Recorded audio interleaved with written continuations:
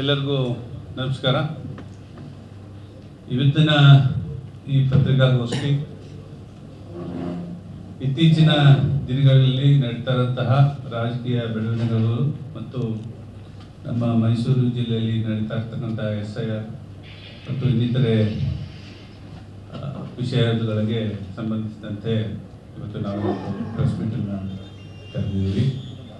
ಮೊದಲನೇದಾಗಿ SIR ಪ್ರಕ್ರಿಯೆ ಇವತ್ತು ಮ್ಯಾಪಿಂಗ್ ಆಗುವಂಥದ್ದು ಎಲ್ಲ ಕಡೆ ನಡೀತಾ ಇದೆ.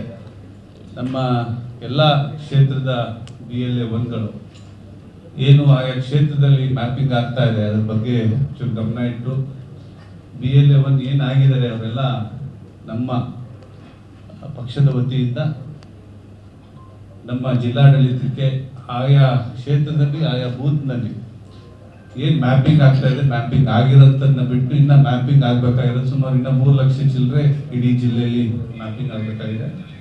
ಹಾಗಾಗಿ ಮ್ಯಾಪಿಂಗ್ ಪ್ರಕ್ರಿಯೆಯಲ್ಲಿ ಪಾಲ್ಗೊಂಡು ಯಾವ್ಯಾವ ಓಟಿನ ಮ್ಯಾಪಿಂಗ್ ಆಗಿಲ್ಲ ಅದ್ರ ಬಗ್ಗೆ ಸಂಪೂರ್ಣವಾಗಿ ಎಲ್ಲ ನಮ್ಮ ಪಕ್ಷದ ಹಿರಿಯ ಮುಖಂಡರುಗಳು ಮತ್ತು ಏನು BLA 1 ನಾವು ಪಕ್ಷದಿಂದ ನೇಮಿಸಿದ್ದೀವಿ ಮತ್ತು BLA 2 ಕೂಡ ನೇಮಿಸಬೇಕಾಗಿರೋದ್ರಿಂದ ನಮ್ಮ ಎಲ್ಲ ಪಕ್ಷದ ಕಾರ್ಯಕರ್ತರು ಮತ್ತು ನಮ್ಮ ಎಲ್ಲ ಕಮಿಟಿಯ ಸದಸ್ಯರುಗಳು ಈ ವಿಚಾರದಲ್ಲಿ ಒಂದು ಸ್ವಲ್ಪ ಎಚ್ಚೆತ್ತುಕೊಂಡು ನಮ್ಮ ಒಂದು ಕೆಲಸನ ನಾವು ಮಾಡಬೇಕು ಅಂತ ಈ ಸಂದರ್ಭದಲ್ಲಿ ನಾನು ಕೇಳ್ಕೊತಾ ಇದ್ದೀನಿ. ಹಾಗಾಗಿ ತಾವೆಲ್ಲರೂ ಏನು ಈ ಒಂದು ಮಾಹಿತಿನ ಕೊಡಲಿಕ್ಕೆ ಮತ್ತು ಇತ್ತೀಚಿನ ರಾಜಕೀಯ ಬೆಳವಣಿಗೆಗಳಲ್ಲಿ ಮೊನ್ನೆ ಸನ್ಮಾನ್ಯ ಸ್ಪೋಕ್ಸ್ ಪರ್ಸನ್ಗಳಾದಂಥ ಲಕ್ಷ್ಮಣ್ ಅವರು ನಮ್ಮ ಯುವ ನಾಯಕರಾದಂತಹ ನಿಖಿಲ್ ಅವ್ರ ಬಗ್ಗೆ ಮಾತಾಡಿರುವಂಥದ್ದು ಅಕ್ಷಮ್ಯವಾದಂಥದ್ದು. ಅದನ್ನು ಯಾರೂ ಸಹಿಸಲಿಕ್ಕೆ ಸಾಧ್ಯ ಇಲ್ಲ. ನಮ್ಮ ಪಕ್ಷ ಅವರ ಒಂದು ಮಾತಿಗೆ ತೀವ್ರವಾಗಿ ಖಂಡಿಸ್ತಾ ಏನು ಅವ್ರಿಗೆ ಬಾಯಿ ಬಂದಂತೆ ಮಾತಾಡಲಿಕ್ಕೆ ಪ್ರಜಾಪ್ರಭುತ್ವ ಅಂತ ಏನು ಕಾಂಗ್ರೆಸ್ ಡಂಗೂರ ಸಾಕೊಂಡು ಹೋಗ್ತಾ ಇದೆ, ಆ ಒಂದು ಪ್ರಜಾಪ್ರಭುತ್ವದ ಅಡಿಯಲ್ಲಿ ಅವ್ರಿಗೆ ಯಾರು ಬೇಕು ಹೆಂಗ್ ಬೇಕು ಮಾತಾಡ್ಲಿಕ್ಕೆ ಅವಕಾಶ ಇಲ್ಲ. ಅವರ ಒಂದು ಮಾತನ್ನ ಬಿಗಿ ಇಟ್ಕೊಂಡು ಮಾತಾಡಬೇಕು ಅಂತ ನಾವು ಈ ಸಂದರ್ಭದಲ್ಲಿ ಹೇಳಿಕ್ಕೆ ಬಯಸ್ತೀವಿ. ವಿಚಾರಗಳನ್ನ ಯಾವ ಸಂದರ್ಭದಲ್ಲಿ ಯಾರ ಜೊತೆ ಯಾರ ಬಗ್ಗೆ ಮಾತಾಡ್ತಾ ಇದೀವಿ ಅನ್ನೋದು ಕೂಡ ಅವ್ರಿಗೆ ಒಂದು ಸ್ವಲ್ಪ ಅರಿವಿರಬೇಕು. ಇವತ್ತು ನಿಖಿಲ್ ಅವರ ಸ್ಟೇಟಸ್ ಬಗ್ಗೆ ವಿಚಾರ ಬಂದಿರೋಂಥದ್ದು. ಯಾಕೆ ನಿಖಿಲ್ ಅವರು ಈ ರಾಜ್ಯದ ಈ ದೇಶದ ಪ್ರಜೆ ಅಲ್ವಾ? ಸೋತ್ಬಿಟ್ಟಿದ್ರೆ ಏನು ಅವರು ಪ್ರಶ್ನೆ ಮಾಡಂಗಿಲ್ವಾ? ಏನಂತ ಮಾತಾಡ್ತಾ ಇದ್ದಾರೆ?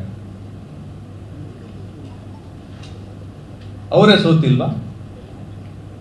ಅವ್ರು ಸೋತಿದ್ರೆ ಮನೇಲಿ ಕೂತ್ಕೋಬೇಕಾಯ್ತು, ಯಾಕೆ ಬಂದು ಈಚೆ ಮಾತಾಡ್ತಾ ಇದ್ದಾರೆ? ಅವರು ಕೂಡ ಒಬ್ಬ MP ಕ್ಯಾಂಡಿಡೇಟ್ ಆದಂಥವ್ರು. ಚುನಾವಣೆಗಳಲ್ಲಿ ಯಾವ ರೀತಿ ನಡೆಯುತ್ತೆ, ಯಾವ ಥರ ಆಗ್ತದೆ ಅನ್ನೋದು ಎಲ್ಲರಿಗೂ ಗೊತ್ತಿರತ್ತ ವಿಚಾರ. ಹಾಗಂತ ಅವ್ರ ಬಾಯಿಗೆ ಬಂದಂಗೆ ಮಾತಾಡಲಿಕ್ಕೆ ಯಾರು ಅವ್ರಿಗೆ ಕೊಟ್ಟಿರೋದು? ಒಂದು ಸ್ಟೇಟಸ್ ಅಂತ ಬಂದಾಗ ಅದಕ್ಕೆ ಪ್ರತಿ ಉತ್ತರ ಕೊಟ್ಟಿದ್ದಾರೆ. ಅದಕ್ಕೆ ಅವ್ರು ವೈಯಕ್ತಿಕವಾದಂತಹ ವಿಚಾರಗಳನ್ನ ಎತ್ಕೊಂಡು ಮಾತಾಡುವಂಥದ್ದೇನಿದೆ? ಇವರೆಲ್ಲ ಮಾಡ್ತಾ ಇರೋದು ಅನಾಚಾರ, ಮನೆ ಮುಂದೆ ಬೃಂದಾವನ ಅಂದಂಗೆ ಇವ್ರುಗಳು ಅವರ ನಾಯಕರುಗಳನ್ನ ಮೆಚ್ಚಿಕೊಳ್ಳಲಿಕ್ಕೆ ಮತ್ತು ಏನು ಇಲ್ಲಿಯ ಒಂದು ಸಂದರ್ಭನ ಉಪಯೋಗಿಸ್ಕೊಂಡು ಅವ್ರ ಬೆಳೆಕಾಲ ಬಯಸ್ಕೊಳ್ಳಿಕ್ಕೆ ಮಾತಾಡುವಂಥದ್ದಲ್ಲ. ದಯವಿಟ್ಟು ಏನು ಮಾತಾಡ್ತಾ ಇದ್ದಾರೆ, ಯಾರ ಬಗ್ಗೆ ಮಾತಾಡ್ತಾ ಇದ್ದಾರೆ ಅಂತ ಪ್ರಜ್ಞೆ ಇಟ್ಕೊಂಡು ಮಾತಾಡಬೇಕು. ಅವರು ಕೂಡ ಸಮಾಜಮುಖಿಯಾಗಿ ಈಗ 75 ಕ್ಷೇತ್ರಗಳಲ್ಲಿ ಜನರೊಂದಿಗೆ ಜನತಾದಳನ ಒಂದು ಕಾರ್ಯಕ್ರಮನ ಯಶಸ್ವಿಯಾಗಿ ಮುಗಿಸಿದ್ದೀವಿ ಅವ್ರ ನೇತೃತ್ವದಲ್ಲಿ. ಜೊತೆಗೆ ಕುಮಾರಣ್ಣ ಅವ್ರ ಬಗ್ಗೆ ಮಾತಾಡೋಕೆ ನಿಮ್ಗೆ ಯಾವ ಹಕ್ಕಿದೆ, ನಿಮ್ಗೆ ಯಾವ ನೈತಿಕತೆ ಇದೆ? ಕುಮಾರಣ್ಣ ಅವ್ರ ಬಗ್ಗೆ ಮಾತಾಡಬೇಕಾದ್ರೆ ನೈತಿಕತೆ ಇಟ್ಕೊಂಡು ಮಾತಾಡಲಿ ಅಂತ ಹೇಳಲಿಕ್ಕೆ ನಾನು ಬಯಸ್ತೀನಿ. ಇನ್ನು ಎಲ್ಲ ಸುಮಾರು ಮುಖಂಡರುಗಳು ಮಾತಾಡುತ್ತಿದ್ದೆ, ಹಾಗಾಗಿ ನಾನು ಮತ್ತೆ ಕೊನೆಯಲ್ಲಿ ನಾನು ಮಾತಾಡ್ತೀನಿ. ಈಗ ನಮ್ಮ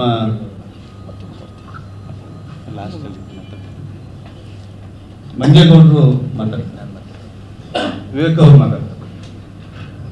ನತ್ತಮದ ಚಪ್ಪಳೆ ಹೊಡೆದ ಎಲ್ಲ ಮಿತ್ರರಿಗೆ ನಮಸ್ಕಾರ.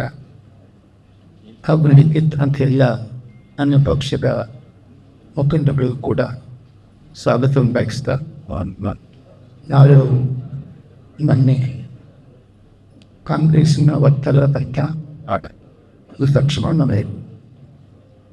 ಪಕ್ಷದ ಬಗ್ಗೆ ನಮ್ಮ ಪಕ್ಷದ ನಾಯಕರ ತಕ್ಕ ನಿಖಿಲರ ಬಗ್ಗೆ ಕೆಲ ವಿಚಾರಗಳನ್ನು ನಾನು ಕೇಳ್ತಾರೆ. ನಾನು ಕೇಳ್ತಕ್ಕಂಥದ್ದು ಹೆಂಗಪ್ಪ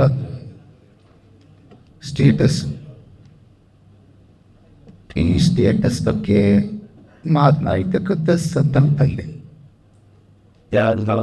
ಯಾರು ಸ್ಟೇಟಸ್ನ ಚರ್ಚೆ ಮಾಡಿದ್ದಾರೆ ಅದು ದೇವರ ಸೈನ್ಯ ಬಗ್ಗೆ ಕಮೆಂಟ್ಸ್ ಮಾಡ್ಬೋದು, ಸಮಾಜದ ಬಗ್ಗೆ ಕಮೆಂಟ್ಸ್ ಮಾಡ್ಬೋದು.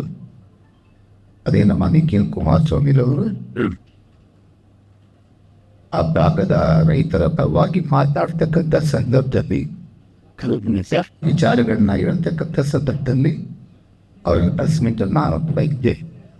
ಅವ್ರು ಓಪನ್ ಆಗಿ ಹೇಳಿದ್ದಾರೆ, ನಿಮಗೆ ಏನಾದ್ರೂ ಚರ್ಚೆ ಮಾಡಬೇಕು ಅಂದರೆ ಬಹಿರಂಗವಾಗಿ ಬಂದು ಇಲ್ಲಿ ಬೇಕಾದ್ರೆ ಹೇಳಿ ನಾವು ಬರ್ತೀವಿ, ನಾವು ಚರ್ಚೆಗೆ ನಾವು ರೆಡಿ ಇದ್ದೀನಿ ಅಂತಕ್ಕಂಥ ಮಾತನ್ನು ಹೇಳಿದ್ದ. ಅದು ಹೇಳ್ತಕ್ಕಂಥ ವಿಚಾರ ಈಗ ಇರ್ತಕ್ಕಂಥ ಜಾಗಕ್ಕೆ ಒಂದು ಟೈಮಲ್ಲಿ 10 ಕೋಟಿ 20 ಕೋಟಿ ರೂಪಾಯಿಗಳನ್ನ ಫಿಕ್ಸ್ ಮಾಡಿ ಎಕರೆಗೆ ಈಗ ತಿಳ್ಕೊಳ್ತಕ್ಕಂಥ ಜಾಗಕ್ಕೆ ರೈತರಿಗೆ 2 ಲಕ್ಷ ರೂಪಾಯಿಗಳು ಕೊಟ್ಟಾಗ 2 ಕೋಟಿ ರೂಪಾಯಿಗಳನ್ನ ಕೊಡ್ತಿರ್ತಕ್ಕಂಥ ಅನೌನ್ಸ್ ಮಾಡಿದಾಗ ಈ ದೇಶದ ಪ್ರಜೆಯಾಗಿ ಈ ನಾಡಿನ ನಾಗರಿಕರಾಗಿ ಕೇಳಿರ್ತಕ್ಕಂಥ ತಪ್ಪು ಅನ್ನತಕ್ಕಂಥ ನಮ್ಗೆ ಎಷ್ಟು ಸರಿ. ಚುನಾವಣೆಯಲ್ಲಿ ಯಾರು ಸೋತಿಲ್ಲ?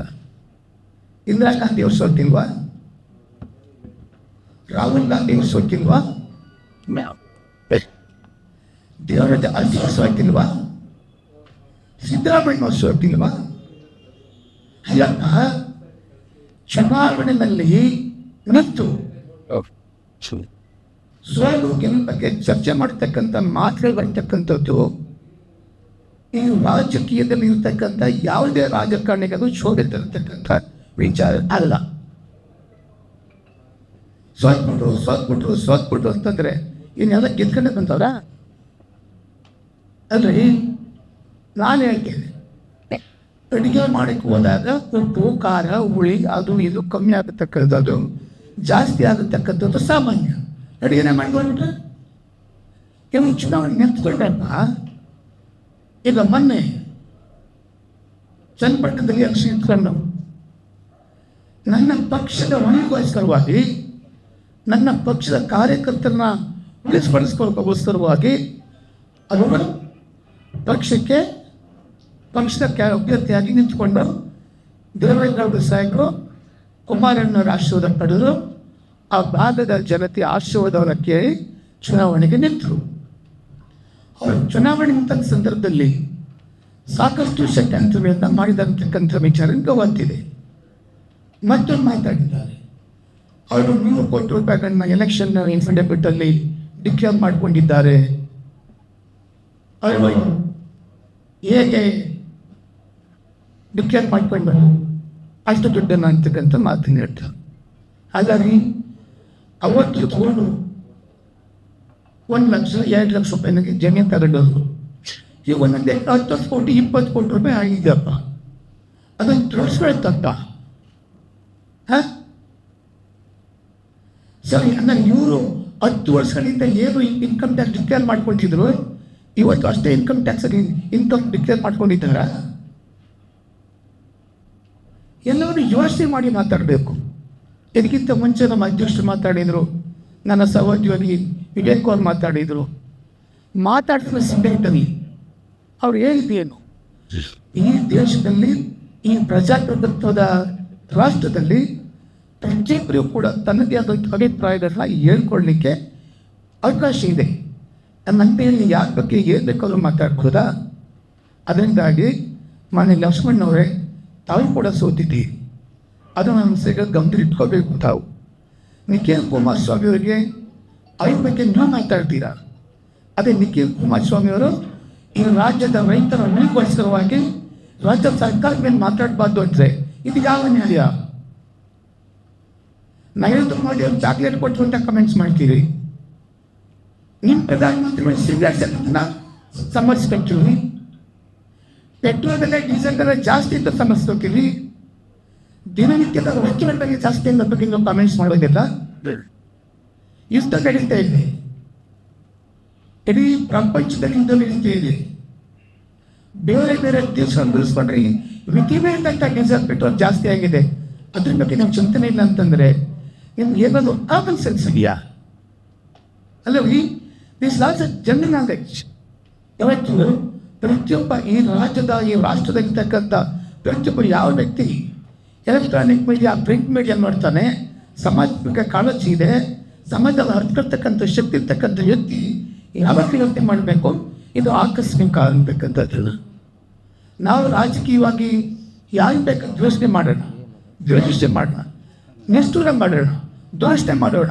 ಆದರೆ ಎಲ್ಲರ ಪರಿಸ್ಥಿತಿಗೆ ಹತ್ತಿರವಾಗಿರ್ತಕ್ಕಂಥ ವಿಚಾರವನ್ನು ದಯಮಾಡಿ ಅರ್ಥ ಮಾಡ್ಕೊಂಡು ಮಾತಾಡಬೇಕು. ರಾಜಕೀಯ ಬೇರೆ, ಆದರೆ ನಾವೆಲ್ಲರೂ ಮನುಷ್ಯರು.